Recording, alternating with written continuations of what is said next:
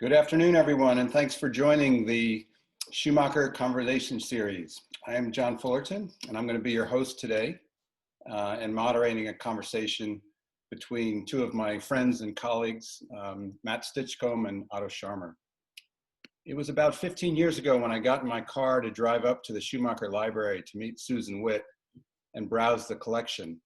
Like so many of us, Fritz Schumacher had pierced deep into the inner chambers of my soul as I was beginning an important search. So it's truly an honor to be your host today. And I assure you, you won't be disappointed with this conversation among two of my colleagues that I admire greatly. Matt and Otto each gave a lecture at the Schumacher Lecture Series about 7 years ago in the relative placid period between the Great Recession and the present Great Convulsion, or whatever we're going to end up calling this in the future. The way this is going to work is we're going to hear each of them reflect briefly on the talk they gave back then and what has changed in their thinking and their ideas during this tumultuous period since that time. And then we'll shift into a conversation, much of it triggered by your questions and reflections that you can post on the chat box. We're going to disable the comments area, but please send your questions or reflections into the chat box, and Rachel and John at the Schumacher Center are going to help me coordinate and synthesize those. We'll get to as many of your questions as we can and keep this as conversational as we can. So with that as an introduction, I'd like to introduce Matt first, who's going to kick us off. I'd like to make a very brief set of comments, not sort of read a formal bio, but Matt I've probably known for maybe 7 years or so, and I think of him as an artist first and foremost, and in a sense applying his artistry to the question of work and the question of commerce. I think he would agree he's a somewhat accidental dot-com hero, participating in the early management team of Etsy and building it into a successful community of artisans, sort of an eBay for artists in case you're not familiar with it, but with a very clear mission to serve. And I'm sure he'll reflect on that company and what's happened since he and others of the founders have left. He now leads a new venture in the Hudson Valley called Boat Builders, which is very much in service of doing good work in the community. And of course, he's on the board of the Schumacher Center itself. And before I introduce Otto, why don't we ask Matt to make his introductory comments? All right. Well, thank you very much. It's a great honor to be here with all of you, and especially with Otto and John, who was actually rereading my lecture this morning and realized that, well, one, I referenced Otto's work very explicitly, and had I been more familiar with John's, it sounds like it was, right out of the same kind of thinking. So it's both an honor and intimidating to be with you all here. So I gave a lecture, I think back in 2011, and it was really about my own kind of unconventional and unusual journey into being a business executive, which was something I never imagined I would be. I was a professional musician before that in a kind of mid-level indie rock band and thought that's what I'd always be doing. And found myself just by chance at Etsy because the founder of the company was my roommate, and he asked me to come along and join him. And so, I jumped right into it. Kind of like with anything I'd ever done, not ever really knowing exactly what I was doing, and mostly feeling a little bit like an imposter, feeling like I'd always, at some point, someone would figure out that I had no idea what I was doing. And so I would be kind of secretly educating myself at night, to prepare for a board meeting or something like that. The more I followed a kind of conventional business education path, the less relevant it felt to me. And just by fate, I got introduced to the work of E.F. Schumacher, and that kind of sent me on a different path. And the more I followed that path, the more I realized that the kind of consciousness behind business was really wrong. And started thinking a lot about how could I do business in a different way, in a way that actually was meant not just to maximize shareholder return, but to create as much value for all living beings and places.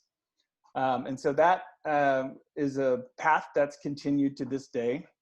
In that lecture, I referenced a lot of the people and the thinking that was informing my work at Etsy, that included people like E.F. Schumacher and Wendell Berry, Thich Nhat Hanh, Danilo Meadows, just to name a few, and started thinking about how we might want to look to other places to inform the work that we do. And so that very much became my mission at Etsy, to work inside of the organization to equip everybody in the company with both the means and, more importantly, probably the desire to maximize the social and ecological benefit that their choices had, every choice that they made in the company. And in rereading the lecture today, I was like, oh, okay, this seems like I still believe all of this. I think if anything's changed for me, there are kind of two main points. One is that I'm less convinced that it's just business alone. After Etsy, I started something called the Good Work Institute that sprang out of Etsy. It was started as Etsy's foundation following Etsy's public offering. And the idea was to create a kind of business school that would equip people with this kind of thinking. And the more I thought about it, the more I realized that in a lot of ways, if we weren't really focusing on the deeper consciousness behind these things, we were just teaching people to do business in slightly less bad ways, not necessarily more good ways. And it was also the first time that I was running a nonprofit organization. And I started thinking to myself, this is just as entrepreneurial as Etsy. Why are we making this distinction between for-profit business, nonprofit work, the work that I do as a parent, the work that I do as a volunteer in my community or on boards? And I started thinking much more about what we do in the world as work, regardless of whether it's your job and regardless of whether it's a business. So that's kind of the first big shift. Was it's broader than just business, it's work. And what I'm particularly interested in is good work. And that's an idea or a framing of this that comes from Wendell Berry, who wrote an essay called Conservation is Good Work. And it talks about really working in ways that confer honor on all the people and places that are touched by what you do. And so that was a shift for us. The Good Work Institute shifted from just being about small businesses to being about work. And so that's something I would probably update now in my lecture. The other one is that all of the ideas that I was sharing, like I said, they still resonate with me. They seem to make sense, but they weren't placed. And I think that that's the other big distinction for me. I was always a big proponent of local living economies, inspired by the work of Schumacher, and meeting Judy Wicks back in 2010. And that became very clear to me, where the best work is done locally in my mind, and that we need to really focus our efforts on place and our places. And so that also led to a shift in my own life, where I moved with my family to the Hudson Valley, which is our adopted place. And I focused all my efforts now there, or here, where I am. And so, because I do feel like it's all about relationships, relationships to the natural world, relationships to the people in your community, relationships to all the living beings. And those relationships are best made and best strengthened in place, in proximity. So that's another part that, I touched on in my lecture, but I don't think I was as clear about it then as I am now. And so I've devoted my life now to working in place. There's a quote that I love from oh my God, I'm forgetting his name now. The poet, whose name will come to me in a second, but he talks about basically finding your place on the earth, digging in and taking responsibility from there. And that's kind of been my mantra moving forward. So that's what I would say. That's how I would change. Isn't that Wendell Berry, Matt? It's not Wendell Berry, but it might as well be. It's the Gary. I'm embarrassed that I'm forgetting it right now, but it'll come to me in a second. I'm sure Wendell said that too. I'm sure he did. Yeah. There's and so that's, and I would definitely I mean, I think that I'm just finding anyways that if we can all kind of dig into our places, that's how we'll actually build the future that we want, place by place, community by community, and come up with solutions that are particular to each place. And I think that's something that Wendell Berry said too in that Conservation is Good Work essay. Every place is particular, and every solution or every intervention needs to honor that place and be of that place. So you can take, the ideas and some of the tools that we may be employing in the Hudson Valley and use them in your place, but they're going to be different if they're in Cambridge or in Connecticut.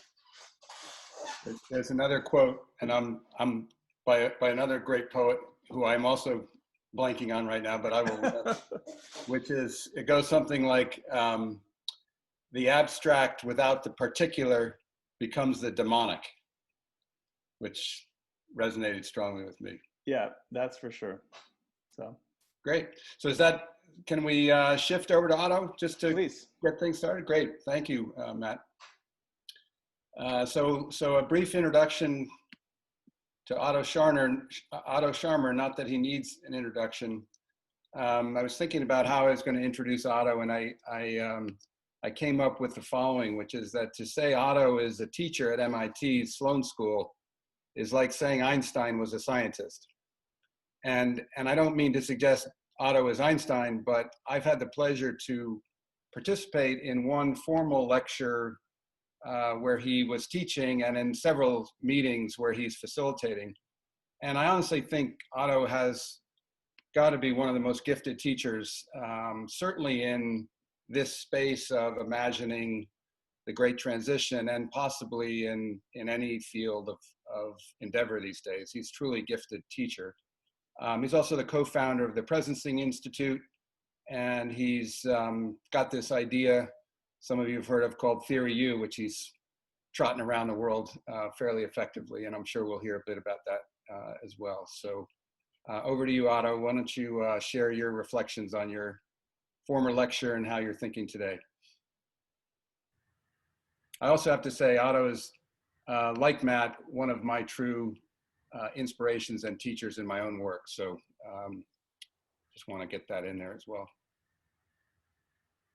Thank you, John, and hello, everyone. I loved listening to you, Matt, and so the good work, right? So that also echoes a little bit with good trouble, right? Kind of. Yeah. And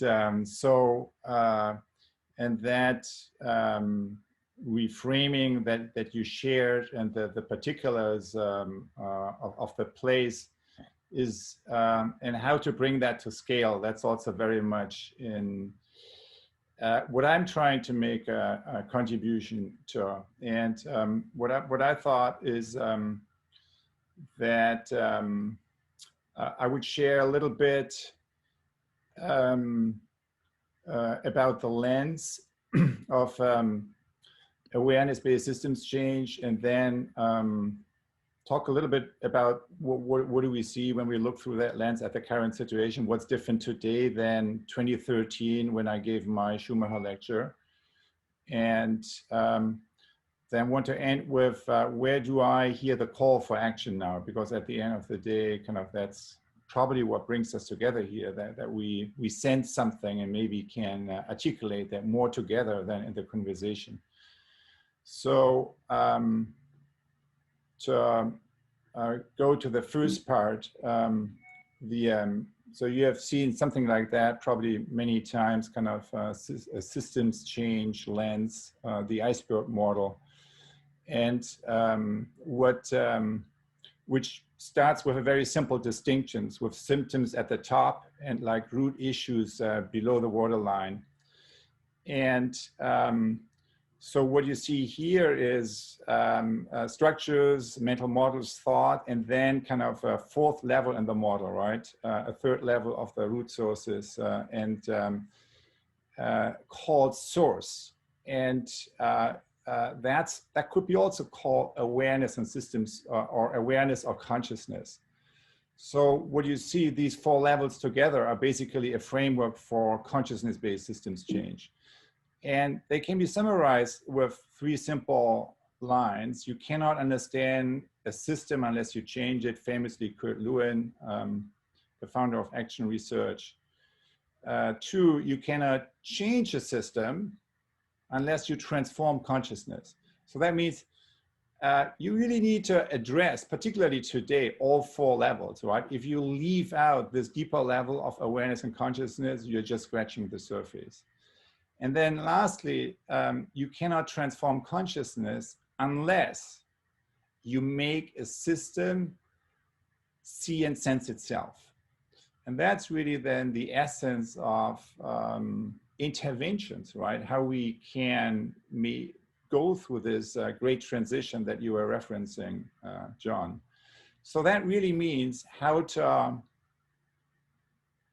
bend the beam of observation back onto the observing self.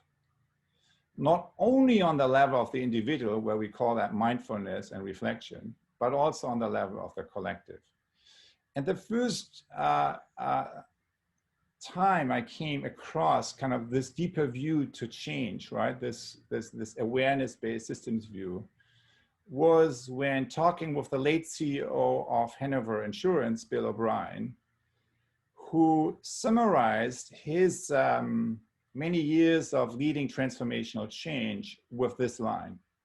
The success of an intervention depends on the interior condition of the intervener. So the success of what I do as a change maker depends on the inner place from that I operate. And when I would describe today this inner place, I would describe it with these three terms. Open mind, open heart, open will, AKA curiosity, compassion, courage. And what it requires of us is really to stop habitual ways of operating and cultivating this opening process. And that's basically, that was really when I gave the lecture, that was basically the main focus of the work, right? So that's kind of what we have been practicing and refining and developing methods and tools around. Now, that's one part, right? It's an important part of current reality, but there's something else that has happened since. And that is, when we open the eyes, we look around. When you open your newspaper, what do you see on the front page? The exact opposite, right? It's kind of not the opening of mind, heart, will, but the closing, the freeze reaction of the mind, heart, will, AKA ignorance, hate, and fear. And so that means it's not about suspending and seeing, but it's projecting and blinding. It's not about empathizing and sensing, but often what we see is entrenching and desensing, right? Filter bubbles and whatever it is, instead of letting go and connecting with the emerging future, presencing. What we see often ourselves and other being, holding on to what is and disconnecting with emerging future possibilities. And instead of birthing the new into reality, we engage in collective patterns of violence and destruction and self-destruction. So that's, you can call this Trumpism, you can call this, which is the symptom, right? But what are the deeper issues? So that's the bigger picture. I think that's one phenomenon that was there before, but it just got a lot stronger. And I think as a community of change makers, we need to ask the question, what is our response here, not only individually, but also on a level of the collective, on the level of the whole system. And another thing that has changed for me, and that really leads into the 2020 moment, right, which is COVID and Black Lives Matter, is looking into our own shadow. And I think about, so looking at our own shadow, I think about 3 forms of violence that we see today: direct violence, structural violence, and attentional violence. We know a lot about the first 2, but I think the third one, right? And what I mean with that is not seeing others in terms of who they really are and who they could be. That's very much at the root of kind of the amplification of direct and structural violence. And what it requires us as change makers is beginning to learn to see our own blind spots, individually and also collectively. So for example, you know, in the Black Lives Matter moment, so my own not seeing there, right? So the first blind spot is being in denial, not seeing, kind of, which is really, has to do with ignorance, bias, and blinding. And for me, it was really not being fully aware of the continuity from the historic continuity from slave paroles to the police brutality today. The second blind spot is you see something, but you're not feeling it, right? It's not frozen mind, but frozen heart. You're stuck in kind of one skin, if you want, and you're engaging in othering, in cynicism and hate. And I think in terms of structural violence, yes, I have been aware of the structural violence, right, against African Americans and so forth in our country here in the US, but did I really feel it? Or was there a wall, right, that separated me from what happened to others to my own actual experience? And then the third blind spot I think that we need to embrace today and that we need to engage today on a collective level is apathy, right? I see it, I feel it, I empathize, right? I see 8 minutes, 46 seconds, and yet I'm doing nothing, right? So that's kind of the apathy, which means frozen will, which, you know, is manifesting either in depression, right? So you're kind of too much stuck inside yourself, or destruction, kind of you go the other way. So that's another update, I would say, right? Engaging our blind spot, not as a problem to fix, but as the true source for transformational change. And okay, so coming back to, so if what we have seen the last few years is a huge amplification of this space, the space of absencing, what is our response on the level of the collective? And I would say the response on the level of collective needs to include massive innovations in infrastructures on the level of learning, on the level of democracy, and on the level of the economy. So new learning infrastructures in terms of deep learning infrastructures, whole person, whole systems way of learning, new democratic infrastructures that make democracy more direct, distributed, dialogic, and place-based, and new economic infrastructures that shift the paradigm of economic thoughts from ecosystem awareness to ecosystem awareness. And I want to end with just indicating a little bit on this one, the economic transformation, and on this one. So when we look at the economic transformation, so this is going back to Polanyi, right, the great transformation, so the commodity fiction of nature, labor, capital that many of us are aware of. But today, when you talk today about the economy, that's not enough. I mean, we need to talk about the other production factors in a modern production function: technology, management. Of course, we need to include the consumption side and governance of the whole thing.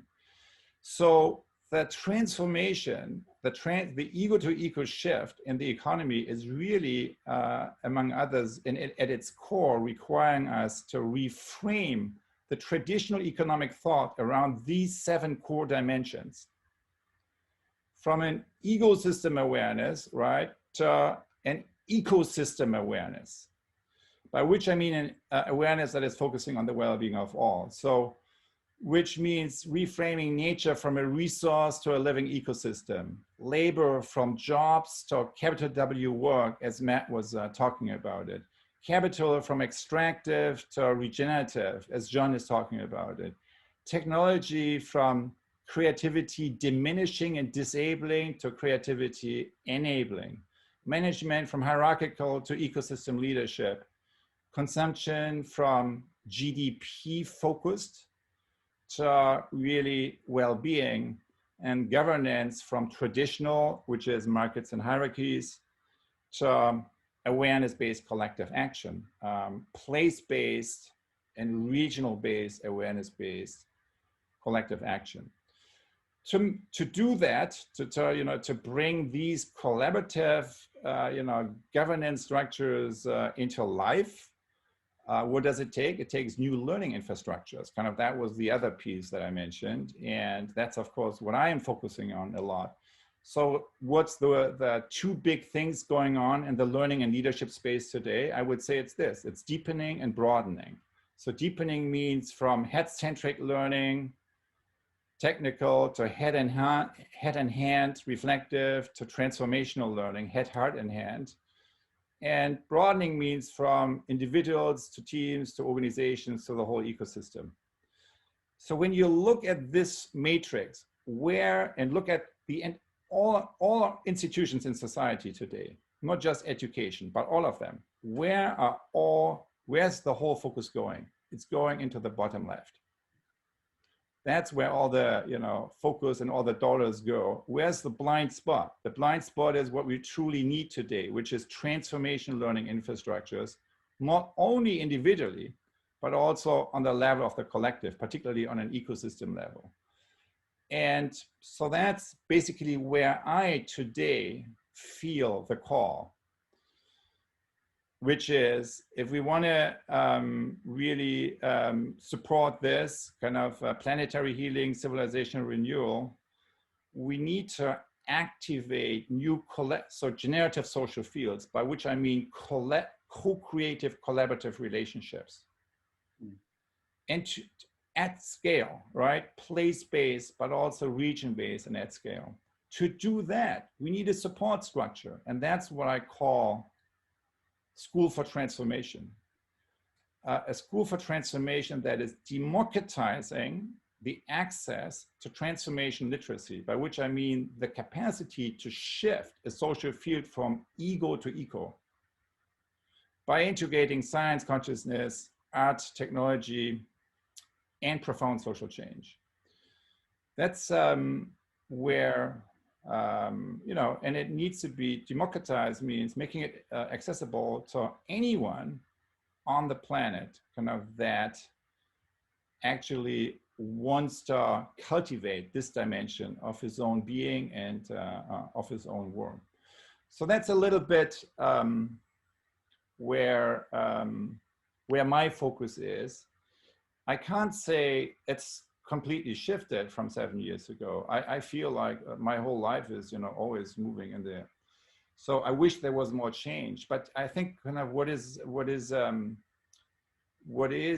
interesting really and encouraging is what felt like a distant, maybe vision or aspiration, a lofty aspiration 7 years ago, right now is actually beginning to happen. It feels much more close to a really tangible level of manifestation.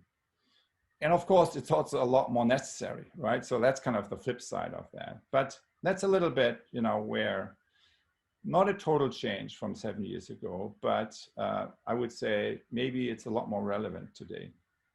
Something about it being darkest before the dawn. That's right. That's exactly how I feel, John. Yeah. So Matt, I mean, I'm sure your head is bursting as mine is with thoughts and reflections, but since you're the honored guest here, you get to go. So what does that bring up for you?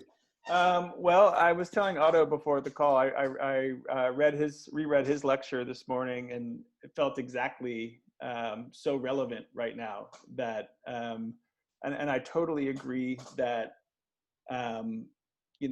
this is in many ways an education problem. And, I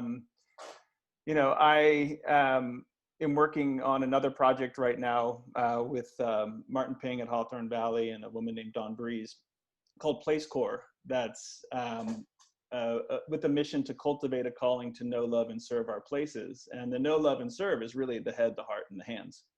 And so I do believe that this is what we're talking about right now, this kind of transformational learning. I think that the coronavirus is a profound opportunity, and really just making it so clear about how necessary a different kind of education and being is. It's also, I think, really laying bare just the incredible inequality in this country and the systemic racism and who has access to these kinds of opportunities. So I completely agree with Otto that it's transformational education that's needed, and it needs to be for everybody. Yeah, I'm just, I was just jotting down notes and just wishing that I was in one of Otto's classes right now, really, more than anything else. But I couldn't agree more. And I also agree with the importance of direct action. And that's, when I think about this moment, which does feel very dark and very scary right now in this country. But what was, giving me hope prior to the coronavirus, and I hope will soon again, is looking at things like Extinction Rebellion and the Sunrise Movement, and seeing how young people are no longer, willing to be as complacent as many people in my generation are or were. It's the same thing with Black Lives Matter. I think that, especially, for white people, it's this moment of actually realizing the systemic racism in this country and waking up to that, and hopefully taking direct action and making something better and something different. So, yeah. With that cue, I need to make a point, which is that I wasn't initially going to moderate this conversation among three white men, but it ended up being that way through some scheduling. But just to make that statement, and hopefully we can at the very least tap into our inner feminine self while we have this conversation. But the lecture series in its collective is a very diverse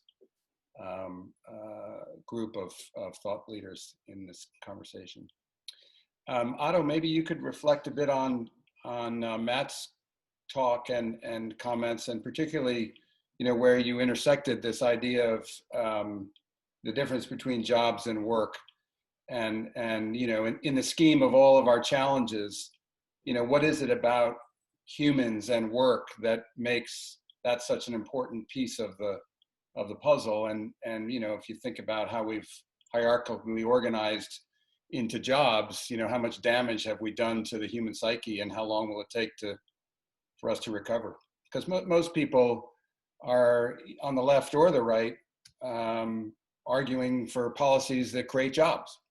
I mean, we're not even in this conversation yet in the mainstream. Yeah, I mean, I think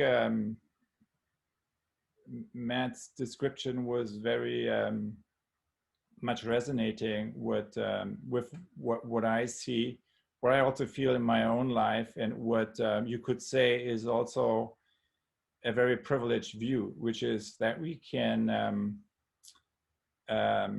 free ourselves from traditional jobs and go after stuff where we really feel a deep resonance with our own mission, with our own sense of purpose. And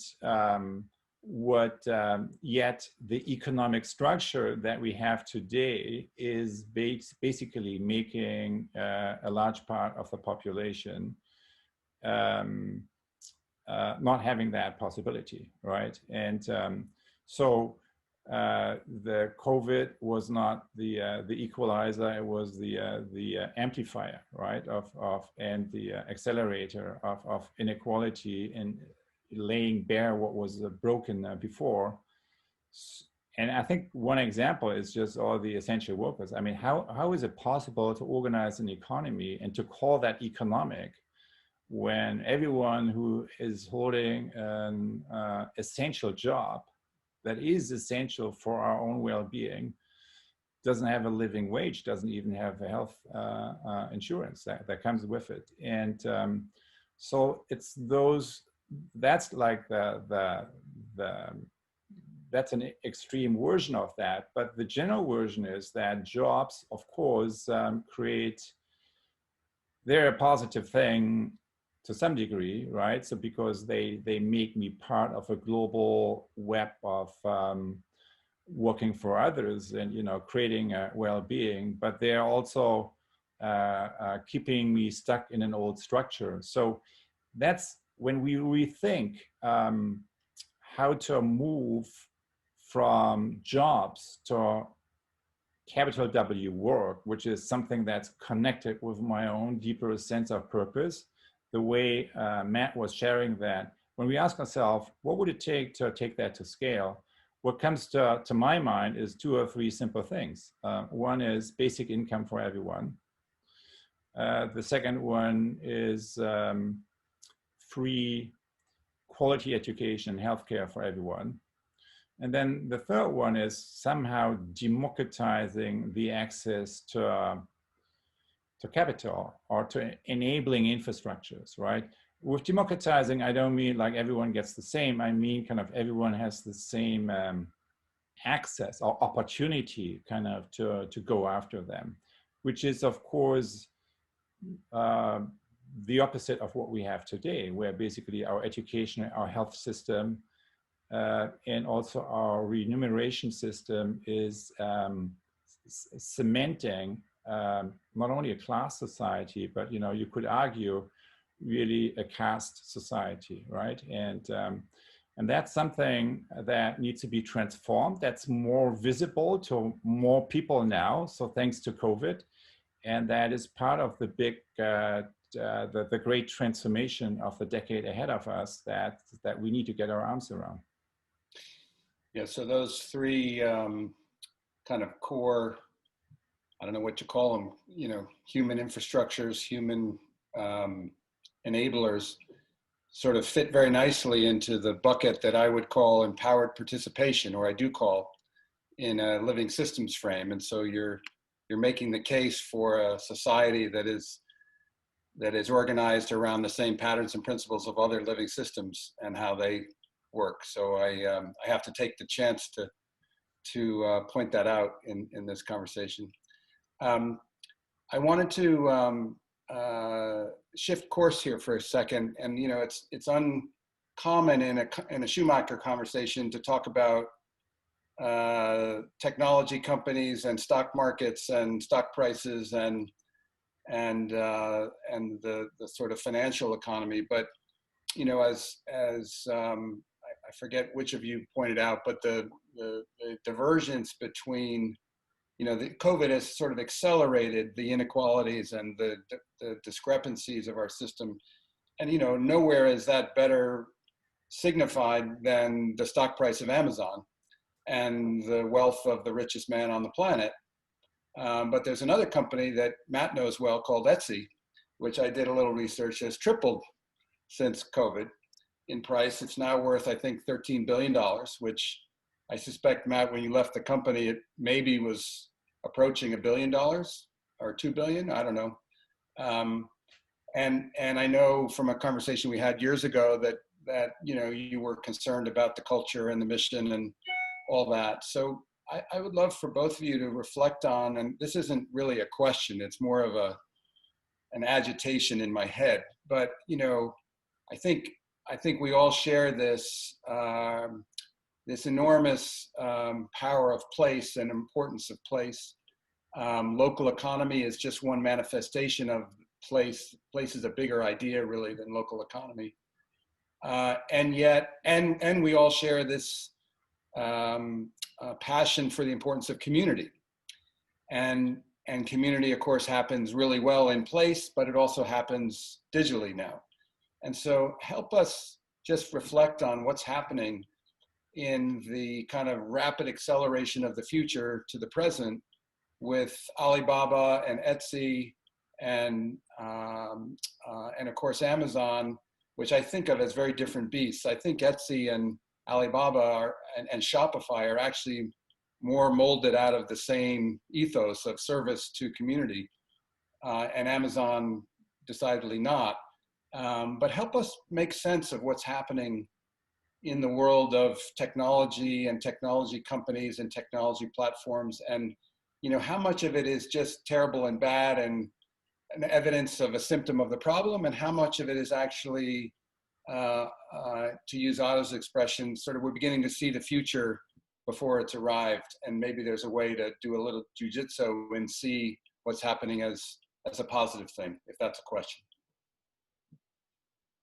And either of you, whoever wants to tackle that, fire away. Matt, you should start with Etsy. I mean, that's an interesting story. Yeah, well, I'll preface this by saying that, I'm not involved with the company anymore. So I don't have any insight into, the decisions that are being made there on a day-to-day basis. Future performance is no guarantee of. That's right. Yeah. Let me just preface that. So, that said, I do think that there were things that I really loved about Etsy, that I still love about Etsy, and challenges that I had with Etsy when I was at the company too. And the things that I love about Etsy is that, unlike in Amazon or something like that, although Amazon has elements of this, what you have on Etsy is a platform that's made up of a big number of small things rather than a small number of very big things. That's something I talked about in my Schumacher lecture too. So, you're dealing directly with however many million small businesses. And, I witnessed firsthand the impact that Etsy had in lots of people's lives in terms of allowing them to do more work with a capital W, whether it was, pursuing a passion and making a life out of it, making a living out of it, or connecting directly with other artisans, or, the validation that came from people loving that something that someone made.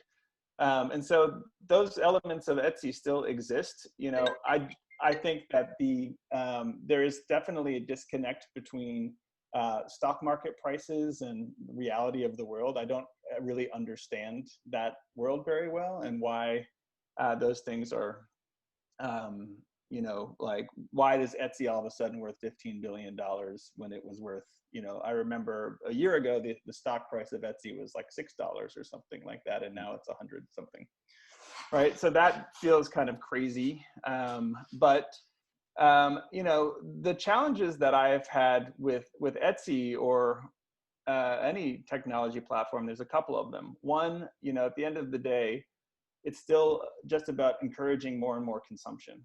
And I think that that's something that we have to address individually as people who consume things.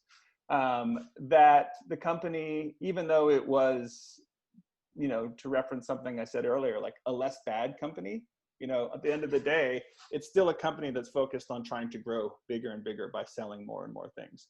So, when I was at Etsy, what I was really hoping and what I was pushing the company for was, how do we actually sell more essential goods and services? How do we use Etsy as a platform to foster more local commerce, right? So that you're dealing directly with the people in your community. How do you use that platform to connect people in the real world? So it's not just about that digital commerce.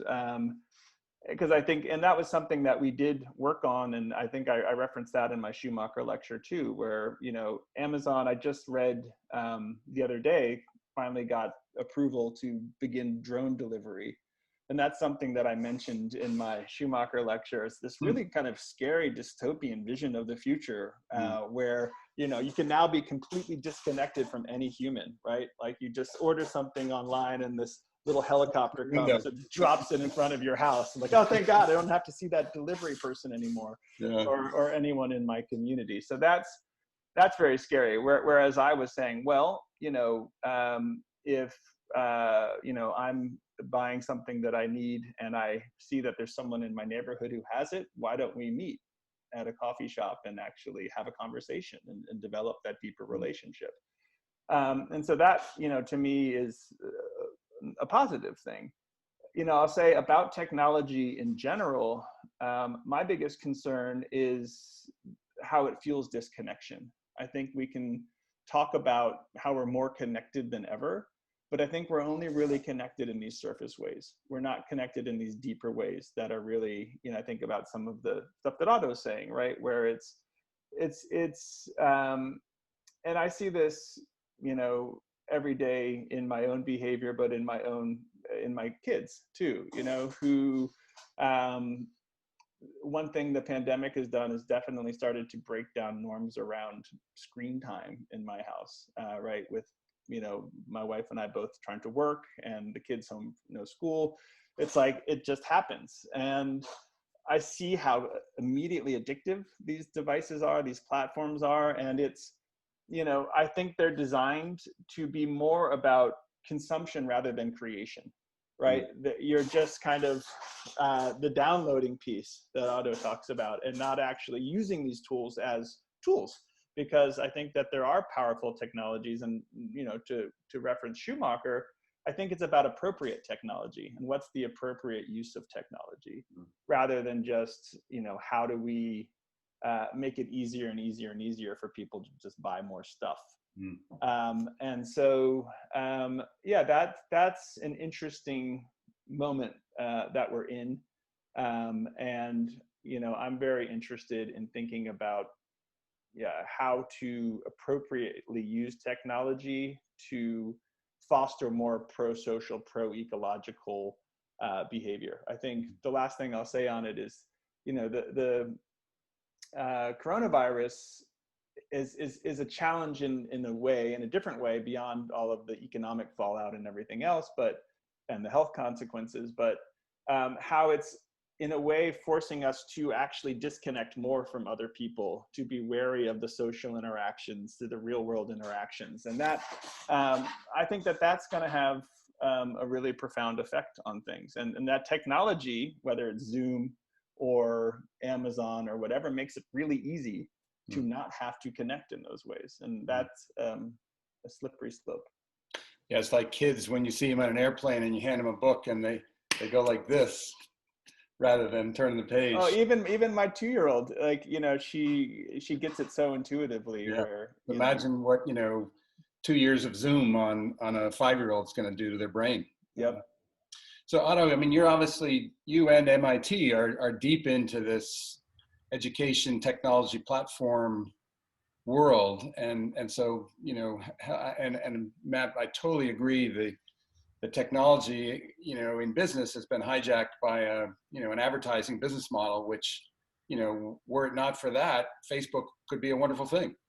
And it's been, in my opinion, destroyed by an advertising business model and some bad ethics. But it's the same technology that Otto is using, in a sense, to do his, you know, highly mass distributed and yet connected on a platform approach to his work. So help us, Otto, understand how you think about all this. Well, I mean, I want to start with really underlining everything you just shared, Matt, because I think what you shared is there's probably no one in this loop who is not deeply resonating with every single thing you said. I think that is the issue. And we are all challenged by, right, and grappling with. And yes, so I am at MIT, and I was actually the other day in an interesting panel discussion with folks from Berkeley, and one of the other panelists was Sanjay Sharma. He has been a key player in really pioneering the whole online learning here at MIT, both OCW and then also the MOOCs and MITx. So he's the head of digital learning here. And then he was commenting on, because, many people say, well, so now everything is online, it's going so well, and we are so surprised, and so how well that can be done. And he said, well, if that's true, that really says how poor the learning was before in the classroom, right? Because if you don't feel the difference when you go online, that is just a statement about the poverty of the learning environment you created before inside your classroom. And so that's where we have been experimenting a little bit with basically how you can link, I would say, use technology in a more intentional way that's not focusing on basically empire building, right? So you could say, or revenue maximization, as you were alluding to, John, with the underlying business model, but that's organized around intention, reflection, and well-being, and learning. So, but before we could go into that and specify that a little bit, but because it's so important, this technology piece, I think also kind of for the Schumacher community here, I just want to add one more point or footnote to what you said, Matt, on the question John asked to you. And that's, so I feel in many ways you could say the 20th century, right? So the environmental movement really started with Rachel Carson, which really was about Silent Spring, the impact of using technology on outer nature, right? Kind of on our land and so on. And what's happening now is the unintentional impact of the use of technology on our inner nature, right? So we are just at the very beginning. This is kind of the 21st century dimension of the same issue, which still the 20th century issue is not solved, but now we get to the next dimension. And the most instrumental book I have read on that topic is Shoshana Zuboff's The Age of Surveillance Capitalism. Mm-hmm. And the argument she makes is that you cannot understand this profound transformation of capitalism that we see, that has happened over the past 12 years or 15 years, with the perspective of the 20th century economics, which is it a monopoly or not, right? But there's something very different at work. And why is it that the stock market is more decoupled than ever from the real economy, and it's driven by technology? And her answer would be because it's an entirely new business model driving that. And so that's kind of the business model of surveillance capitalism, which is not delivering you this service or that service, but essentially manipulating behavior on the level of the collective, being able to shape the behavior on the level of the whole system successfully. And so you look at the Great Hack, kind of the Netflix documentary, you see the political dimension of that. But Shoshana Zuboff in her book, she makes the case how that applies to the economy. One of the most interesting terms she has is epistemological inequality. Because you can go into all the details, but in essence, it boils down to something very simple, that there is a one-way mirror. That's the epistemological inequality, right? So there's a one-way mirror. We are providing, so there's a land grab of our data, right? No one ever really made so these companies never really had a contract with the users, kind of, that legitimizes kind of that land grab, right? But so there is like this gathering of all this data using analytics to produce knowledge that allows you to predict and manipulate behavior of the level of the collective. And what she says is, so basically, they know everything about us, but we don't see it. And so that's kind of the epistemological inequality. It's a one-way mirror, right? They see through the wall, but we can't. And I think that's the deeper issue there, because it's, at the end, it's an unethical business model, right? That puts, and it has everything to do with intention. If you use technology itself is neither good nor bad, right? It depends on the intention that you apply to create, disseminate, and utilize and use technology. And if that's focusing on empire building and profit maximization, aka Facebook, then you get one thing, right? So then you basically make everyone, you undermine democracy, you make everyone's life miserable, right? As we know from the numbers of depression and anxiety disorder of heavy social media users, and particularly the younger ones. And but if you use technology with a different intention, and if you would create, for example, if you would empower users to take their data with them as they go to the next platform, right? That would be one single legislation that would shift the entire playing field. That's why it's so interesting what's happening in Europe, right? I mean, the last place you would expect innovation from, right? But in the field of technology, right? So that's where I think kind of the citizen, the user side is, and creating legislation that creates an equal playing field, really, between users and citizens on the one hand, and these big players on the other hand, that would replace this one-way mirror. I think that's the key there. And it's a conversation we're not even having. I mean, so even in the election, right? No one was talking about that. At least some people were talking, one or two, a little bit about the Silicon Valley problem, right? The big tech problem, but only with a lens that's grounded in rooted in the 20th century, not really in the 21st century version. So it's I think it's a major topic, and the only reason these companies exercise their power at the expense of the well-being of the entire society is we not attending to that. Because that land grab was never discussed, was never part of the conversation, and that's a very important conversation to have. Yeah, I totally agree. And that land grab is not all that different than the land grab at the origin of this country. And it's also, the other thing that comes up is the technology of derivatives in finance. You could tell the exact same story. The only difference is, at least there is a regulatory institutional framework set up to try to at least close some barn doors after the horses left.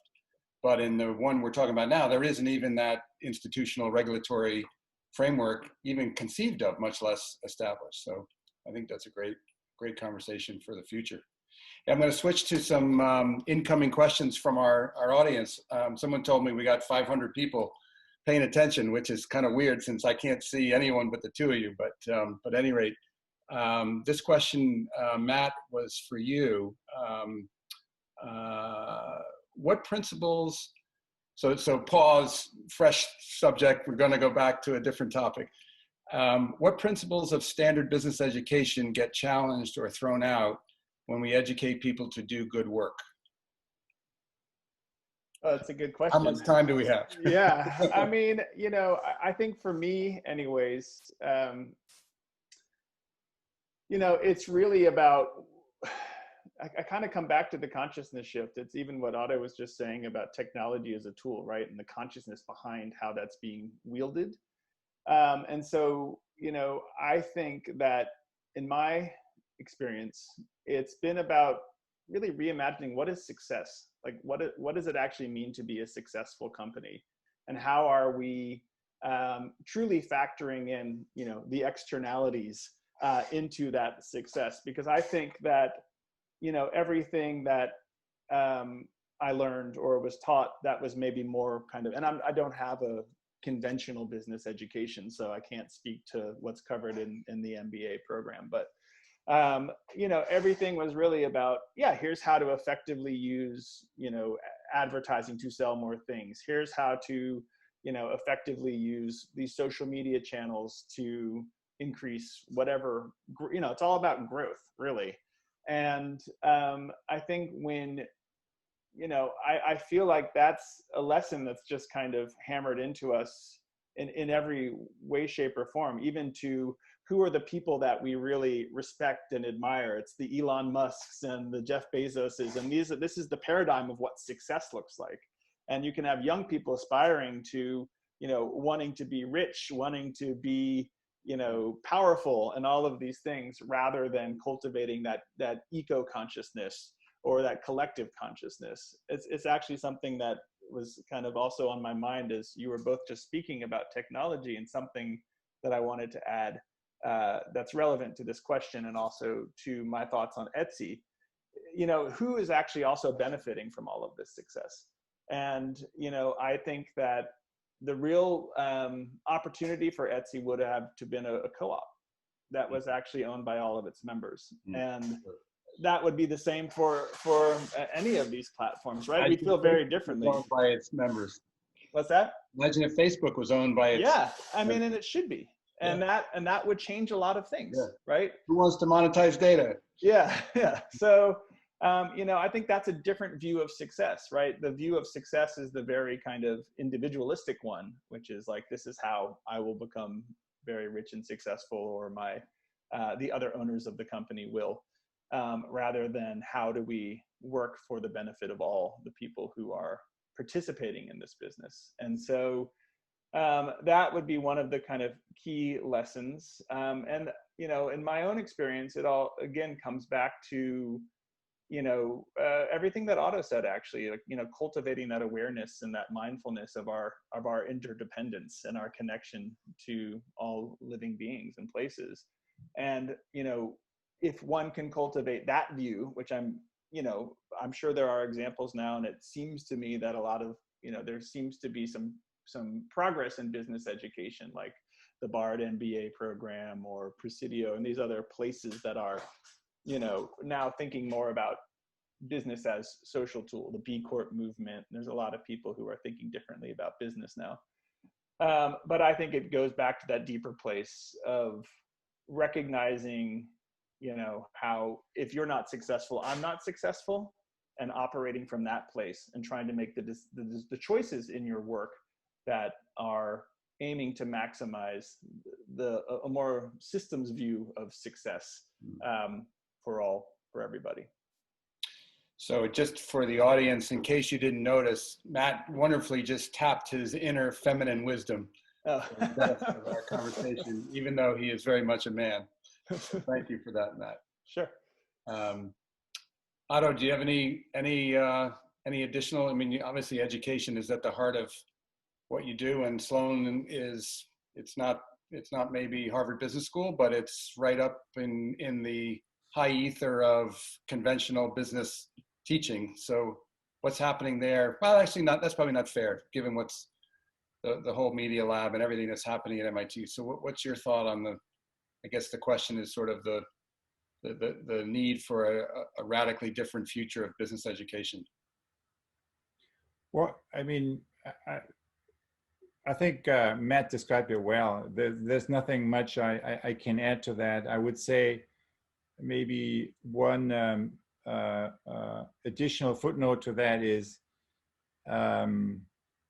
so and it's actually my general experience it's not COVID, it's like the last few years, you talk to people in business, let's say who are more in traditional companies, you talk to people in governments who have traditional leadership jobs there and in the ministries and so forth. And what you find basically is that privately, when you talk to them, they agree with you that we are moving as a whole in the wrong direction, that we are basically about to hit the wall, or that this process is already happening, right? We are hitting the wall, one. Two, they personally say they would like to be part of, so what they currently do and the way their organization is making decisions and pursuing strategies is going nowhere. They would agree on that, right? So it's not enough. It's not radical enough, given the challenges we face.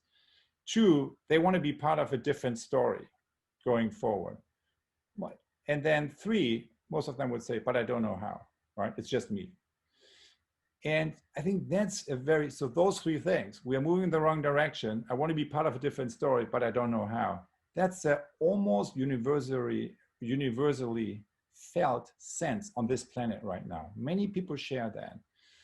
And so for me, that's kind of the real question, I think. And the business school of the future should be the answer to that, should be really instrumental for being helpful in answering that question, the how, right? So, and it's, so that's kind of where, why what you said is so relevant, Matt. And the two things that I would like, coming from a Sloan perspective, that I would add is what you see going on at Sloan, for example, the past sustainability moved from not very marginal to more or less mainstream, kind of within a few years, driven by a few faculty and in particular by students.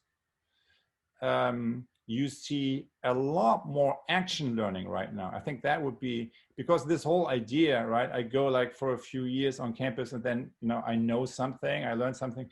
So we know that real transformational learning has to integrate head, heart, and hand. You have to do it. You have to live it. So it's much more like integrated into a living ecosystem, right, of change initiatives that you participate in. So those are like different learning modalities. I would say they're like really interesting steps into that direction, but a lot more needs to happen there. And now, of course, with with COVID and the online things, what it allows us to do is to really democratize the access to education and the access to conversation, and to organize in a multi-local way, truly multi-local way, right? Which is really having the center of gravity in all these different places, but then allowing them to connect. So those are like collective learning processes that need learning infrastructures, and that's where we are just at the very beginning, I would say. But a lot is possible, I think, given also the necessity for transformation when we look at the decade ahead. So I expect a lot will be happening there. So I'm going to go to another question from our community here. This one is a sort of a layup paid advertisement for the boat builders, Matt. Beyond education, what resources can we make available to encourage and help launch entrepreneurs who want to do, quote, good work? Well, great. Thank you for that. That's a literal question. I didn't even. Yeah. No. So I and some friends and colleagues are working on a new initiative that we're calling the Boat Builders. And the basic idea is that as communities now, we need to be building and launching lifeboats. I think the lifeboat framing can be problematic for some people, but what we're really talking about are the new ways of being and doing that will sustain us, and that will help us build a future where we're actually all thriving, right? Something that's based much more in justice and a deeper ecological sense and deeper connectedness to place. And so we talk about these ideas and these also concrete, physical examples of these new ways of being as lifeboats. and the people who build them are the boat builders. And so what we do, or what we're working on right now, we haven't fully launched yet, is to provide, to very much hats off to you, John, multiple forms of capital. So how can we provide the financial assistance, but also the connections, the experiential capital, right? The strategic and tactical support to help these boats get built and launched in a way that they are there for everybody.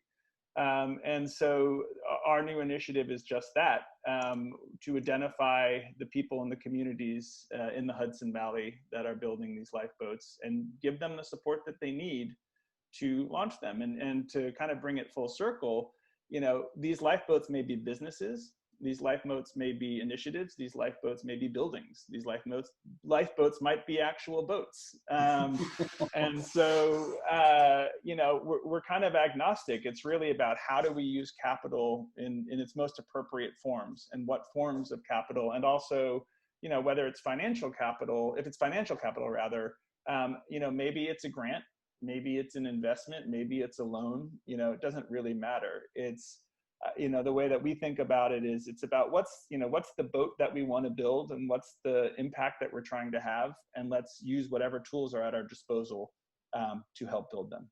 And so that's the basic idea. So, if you're in the Hudson Valley, stay tuned, and there'll be opportunities to build your lifeboat. I think the other thing that I'll mention is, it's not just lifeboats, it's all of these ships too, right? Stewardship and friendship, all the ships that we can build. And really at the end of the day, it's about connection. It's about coming together in our places and creating the particular solutions that are going to build a livable future. Nice. So I'm gonna again switch course a little bit on you, Otto, this time. And you know this, but you don't know I'm about to ask you this. I had the privilege of spending about 5 days in the Yucatan jungle last fall under the guidance of a man named John Milton. And it turns out the place I was where a lot of the, I don't know how to say it, Otto, you can explain it, but certainly it was part of the origin story of the Presidency Institute and Theory U, and a lot of the work that's being done by your colleagues up at MIT. Several of them were there, literally sitting under the same tree. And it's interesting, John Milton was the first, and to my knowledge, last ecologist who has served on the Council of Economic Advisors to the President of the United States, which happened to be President Nixon. But he's also a shaman and deeply connected into the natural world. And I was fascinated reading your last lecture, Otto, in your sharing your story about the fire, and how that fire as a child at your family farm kind of, and a comment your grandfather made triggered you to sort of be focusing on the future and learning from the future. And I was wanting to ask you to reflect on your experience with John Milton and the natural world, and how that's all influenced your thinking as well. Well, John Milton, so the founder of Sacred Passage, I think kind of that's the name of his organization. I mean, he has been a very influential. I think we shared the story a little bit in the book Presence, kind of Peter Senge and Joe Jaworski, Betty Sue Flowers, and myself. And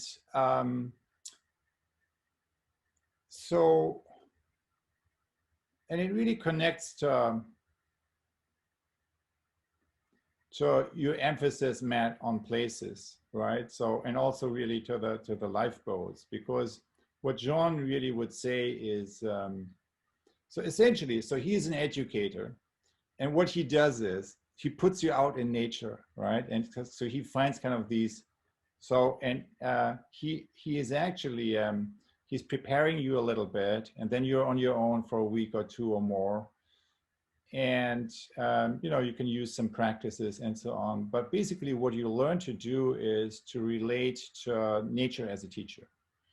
And what he basically says is, before he sends you off, when you truly open your heart, right, to nature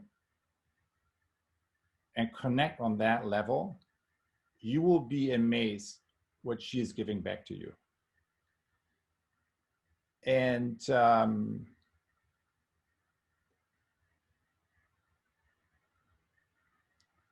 in much of what we do, one of the main obstacles is kind of the continued downloading, right? The continuation of habits of action and thought. So what this really does is it's this stopping experience into really opening up in a more profound level, and then deal with whatever comes up for you, both from within, but also what happens in that place for you. So for me, this has been a very personally kind of a very, how should I say, grounding experience, kind of that allowed me to connect deeper to my own sense of who I really am. It also helped me then when I came back if you have like a daily practice or something like that, to get to a deeper place sooner, right? So it doesn't need, we can't always just 2 weeks disappear or something. So that's what I also felt. And John is just, is also really maybe a role model, right, of the new educator, if you want, which is, yes, you learn some methods and tools, but what you really learn is how to, on a much deeper level, connect the being and the essence of the planet, right, and the place kind of you're in. And I think particularly in this current situation, this is more relevant, kind of more important than ever, kind of, for anything we think about in terms of transformation, but also education. And when we, in the U process of the methods and tools that we have been developing and using in a number of contexts, there's always kind of that element showing up one way or another.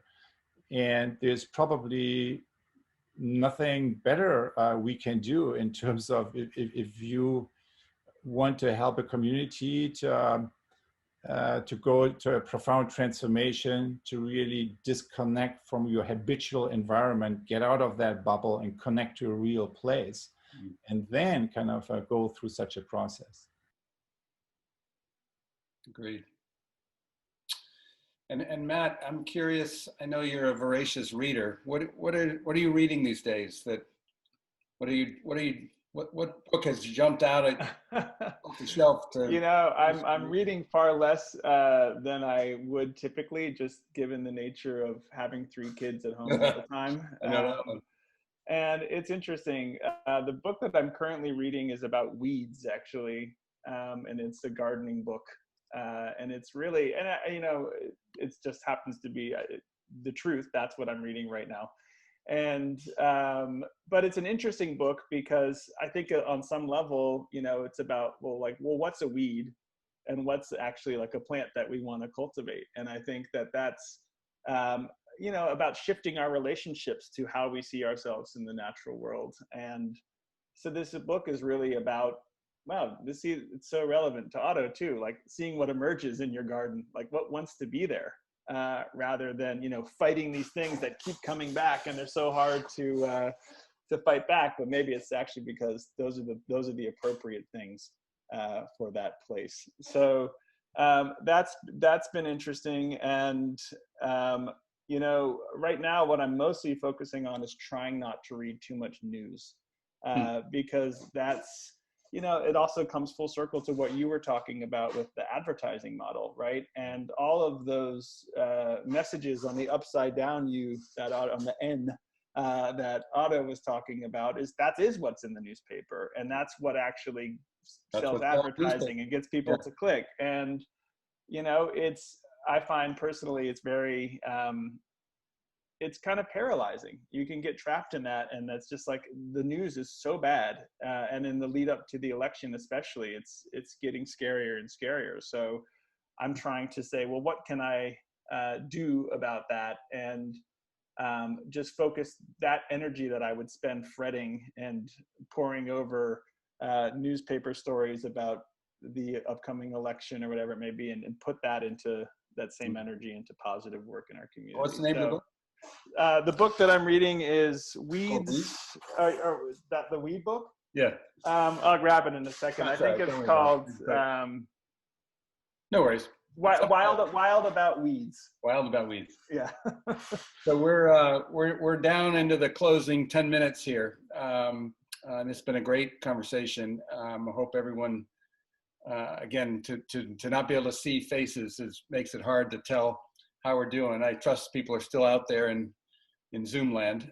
But as we move toward closing, I guess I have two prompts. One is, if either of you have kind of a short burning question that you want to ask the other, why don't we start with that? And if you don't, that's fine. But I just wanted to give each of you an opportunity to do that if you had something burning.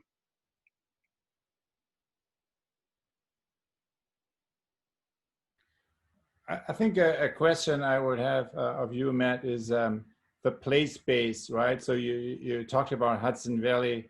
What about, so what are your thoughts about other places that are not Hudson Valley? Kind of what can people do there when maybe the infrastructure is less developed?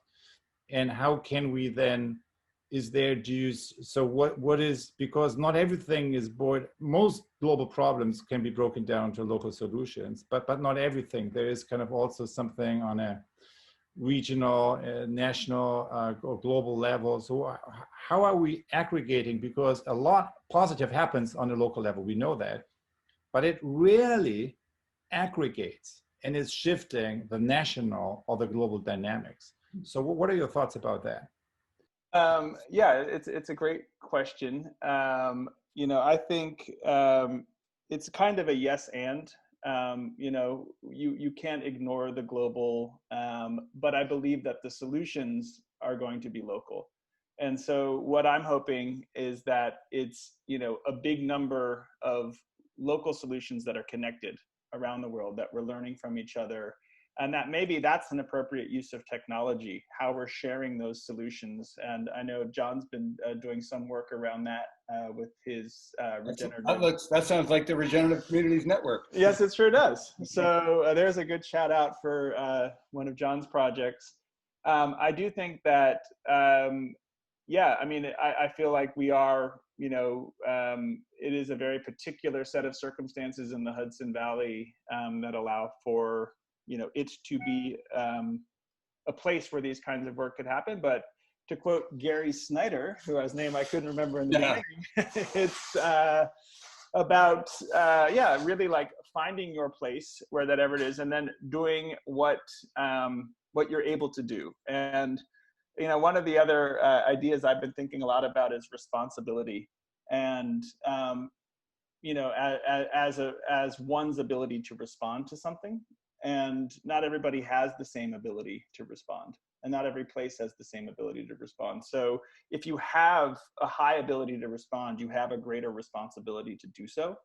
And so I think that it is about place by place, the solutions, but then that they are connected. And so maybe that's what we need, are these unifying forces and platforms that are going to be ultimately, moving to shift the whole.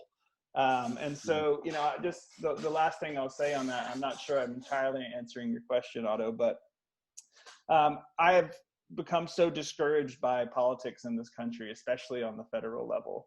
But I actually have been hopeful when I see municipal level politics, right? I feel like the divides of right and left are less profound. I feel like actually everybody kind of wants the same things for their place: clean water and fresh air and a good job and, you know, a safe, maybe even work. yeah. And, you know, and so, you know, I do feel that if we can have a kind of grassroots movement, it's the same thing I feel about the climate crisis. We're seeing the inability of nation states to be able to really come to consensus on the level of meaningful action that needs to happen. But if the constituents, if the electorate comes together to actually force that change place by place, that's what's going to ultimately shift the whole. So, you know, the question for me is, right, how do we not just create these little islands, but actually begin to thread them together and do it quickly enough that will actually do it in time?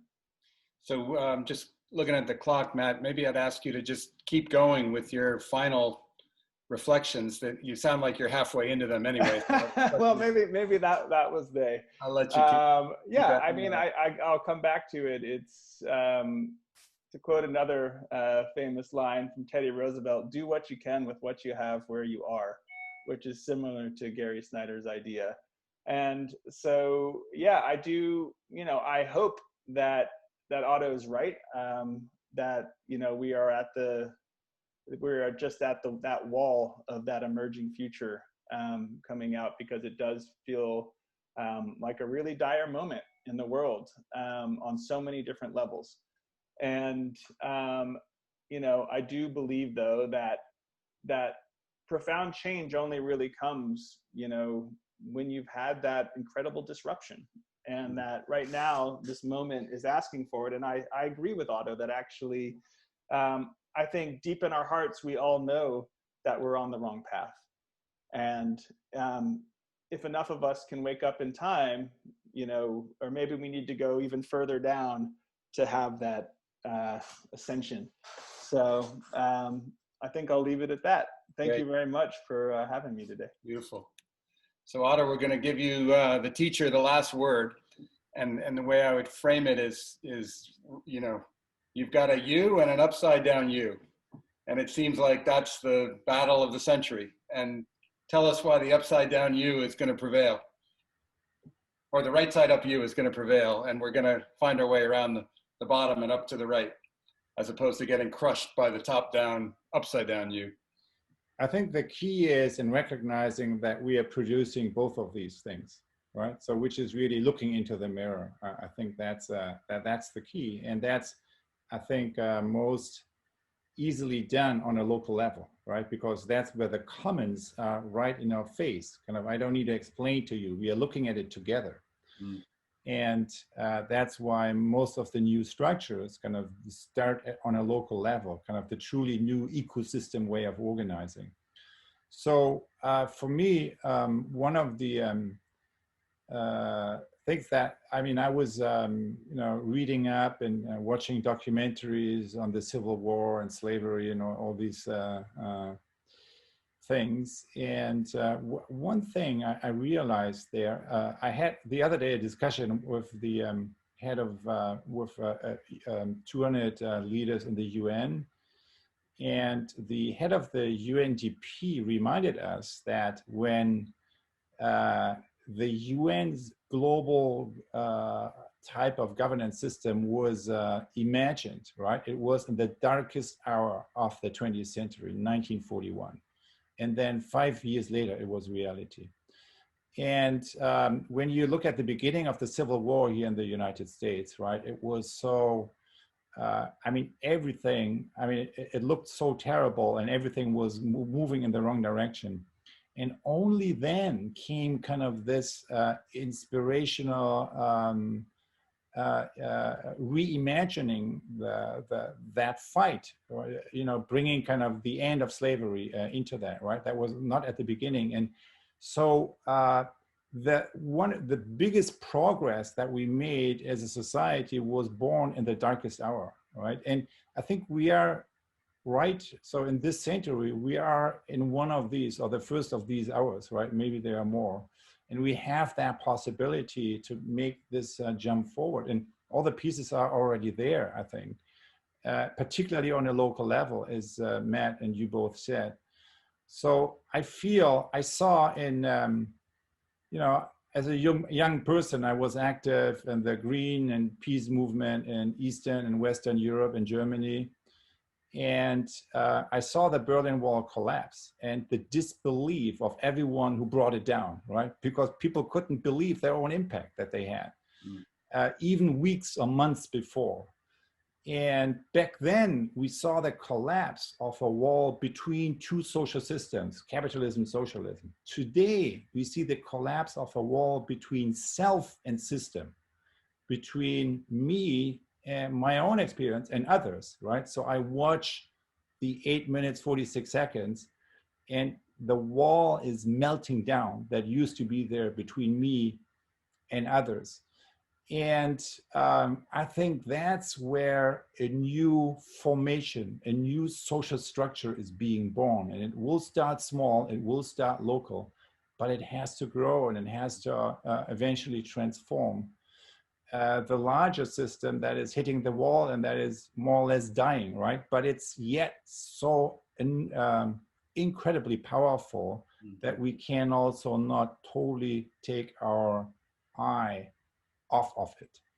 So that's a little bit, and I'm struggling with the same thing, right? How much paying attention to one side and the other. And but I believe that from an awareness-based systems change, the ultimate leverage point is realigning our attention with our intention, right? Realigning kind of what we pay attention to with the emerging future that we want to see, and that's already existing in seed form today.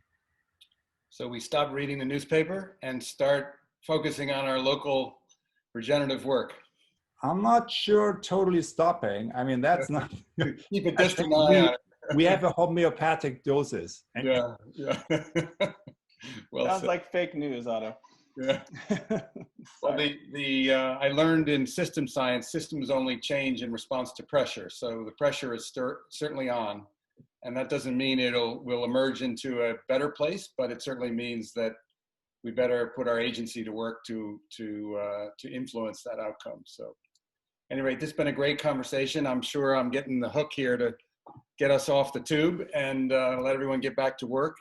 Good work, I'm sure. And so thank you both for this great conversation. Thank you, the Schumacher Center, for making this possible. And thank you mostly for everyone I can't see out there who's invested some of your valuable time to join this conversation. More information about the lecture series is on the Schumacher Center website. And that's all the commercials for today. Thanks, everyone, and have a great day. And happy Labor Day. Thank Happy you, John. weekend. Yeah, thanks for doing this. Bye, everyone. Thank you, Otto. Bye all.